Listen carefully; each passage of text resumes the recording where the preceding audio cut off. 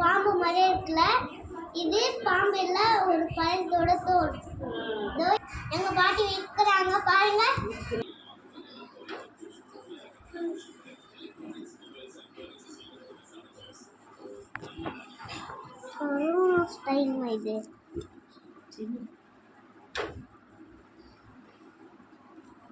இது கஷ்டப்பட்டு விற்கிறாங்க மக்களை. எங்க பாருங்க, இது ஒரு சீதாப்பழம்.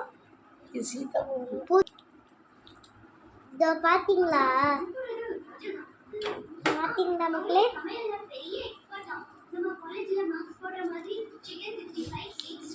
டிஃபரெண்டா இருக்குல்ல.